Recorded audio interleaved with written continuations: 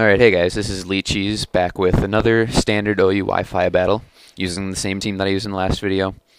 This time I will be facing a standard sand team. It's against another guy off of Smogon. This time his name is ButteredToast. And so we'll have to see how well this new team fares against sand. So I hope you enjoy the battle, and here it is. I'm going to lead with my Metagross, as always, to get my Stealth Rocks up and threaten whatever he wants to lead with. Potentially, depending on what it is. And this time, my opponent is going to lead with his Rotom, who I know from the past, my Metagross can take anything this Rotom wants to throw at me. So I'm going to stay in and just get my Stealth Rocks up, so that his Pokemon are going to be taking that damage when they go in, and all Focus Sashes will be nullified. He ends up going for Hidden Power, which is super effective, which tells me almost definitely that it's Fire, since Rotoms don't carry Hidden Power ground. And from the damage, I know he's Scarfed, or Expert Belt, or Leftovers. He's definitely not Specs or Life Orb, obviously, so I can rule that out. And I am actually going to switch out to my Rotom to take the HP Fire since I resist it, and I'm assuming he's Choice. I don't know that for sure, but I'm assuming. And he ends up switching into a Skarmory, so that works out very well for me, since now I can just Volt Switch out for free because I saw that he did not have any ground types on his team, and Skarmory would surely die to my Specs Volt Switch, so he has to switch out, and now I get Switch Advantage. And he ends up going into his Latios, which takes that Volt Switch pretty good, since Latios is like base 110 special defense, which is pretty high. But since I get Switch Initiative, I'm going to send in my Thundurus, and since Scarf Latioses are pretty rare, I can just go for the Hidden Power Ice, knowing that I outspeed, since I do have base 111 speed and he only has base 110. I am timid max speed, so I know I outspeed. And I can take him out with that HP Ice, since he already took some damage from Rocks and Volt Switch. I believe that was a sure hit KO. Or a sure one-hit KO. He now goes back into his Rotom, who I'm assuming is Choice Scarfed, so I don't want to take in or stay in and take whatever he wants to throw at me. So I go into my Cress, who has so much special bulk that she should be able to take pretty much anything that Rotom wants to do. He does get a crit Volt Switch, not a huge deal since Cress is so bulky, but you know, that hurts me a little bit. Oh well. He sends in his Tyranitar, and I feel pretty threatened by his Stab Dark move, probably Crunch. If it's Pursuit, I'm a little worried about that, but there's not really much I can do, since if I stay in, I can't touch him with anything. And if he goes for Pursuit, oh well, I might lose my Crest. Might even be able to live that, probably not. But I'll go into my Machamp to take a Stab Dark move. And Machamp is very good against Tyranitar, since it resists both of its stabs, and I can set up a sub on it in return, which will put his team in danger quite a bit. And so he's going to switch out, fearing that fighting move, which would quad affect him and surely one-hit KO him, and go out into a Celebi, since he can resist my stab fighting move. He probably doesn't know what it is yet, but he can assume it's going to be a dynamic punch, since most Machamps carry that. And so I got my sub up, and I should be able to take him out with 2 paybacks, I'm thinking. So I'm going to go for the first payback, and I see that it does do well over half of his HP.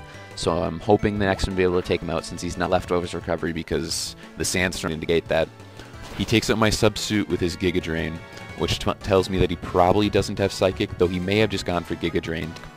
I think he doesn't, because I think the Psychic would take, and I'm assuming he's a bulky set, but I'm also not sure about that, because I do see the Leftovers, but some nasty Celebes do Leftovers. But he is just going to go for another Giga Drain, which I do manage to, because Machamp is so bulky, and I will be able to take him out with the next payback, even after the Recovery Drain.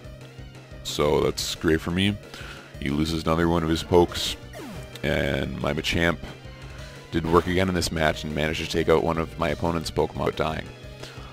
So he's going to send in his Rotom, since he can easily go for the Volt Switch, since I don't have any ground Pokemon, which will take out my Machamp or give him Switch Advantage.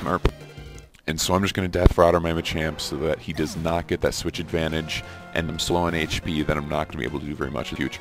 Probably should have saved him in order to Lunar Dance later with my Crest to him, since I do carry Lunar Dance in my Crest now, but it will end up in that it better that I did Death Fodder him.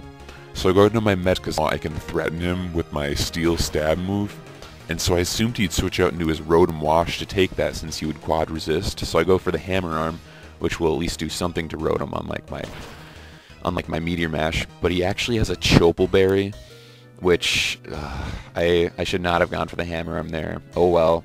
That's how is able to do a lot of damage to me with Fire Blast. I don't die since Metagross, who's extreme bulky. And I can take him out with my priority Bullet Punch even after that speed drop from the Hammer Arm, because, of course, Bullet Punch priority. And he's going to bring his room here to do the same thing he did to my Machamp, either take me out with the Volt Switch advantage.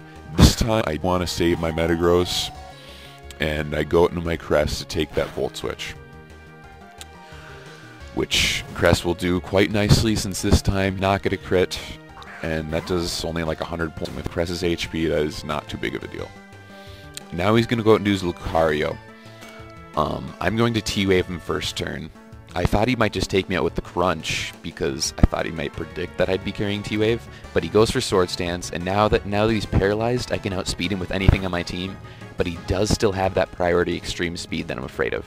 However, now I'm able to Lunar Dance to my Metagross, who's going to be able to resist the extreme speed, which means that even if he gets a crit, it probably won't take me out because Metagross is so bulky. But he does make a smart play and sets up another Swords Dance, knowing that my Crest cannot take him out in one hit. But now that I can go into Metagross, his only hope is that I miss my Hammer Arm, since he won't be able to take me out with an extreme speed. Or maybe he just hopes he can outspeed anyway or something, but he does not even go for an extreme speed here to hope, but so that means that I'll be able to take him with the Hammer Arm, and that's one big worry thing out of the way, since he did have +4 attack, and that could have put a big hole in my team even though he was paralyzed, but Metagross was able to take care of that quite nicely. And he goes into his Skarmory now. My Metagross cannot touch that at all, since he is a physical wall, and all of my my stab moves resisted, and my support move is only normally effective, so it's not going to do much. He sets up a layer of spikes. I don't mind that at all. I only have 2 grounded Pokemon, and one of them's already dead, and I don't see me needing my Metagross that much in the future. And I can just go for the Volt Switch now to, again, either get Switch Initiative or take out his Pokemon. So, easy play on my part, and it works out because I take out his Skarmory.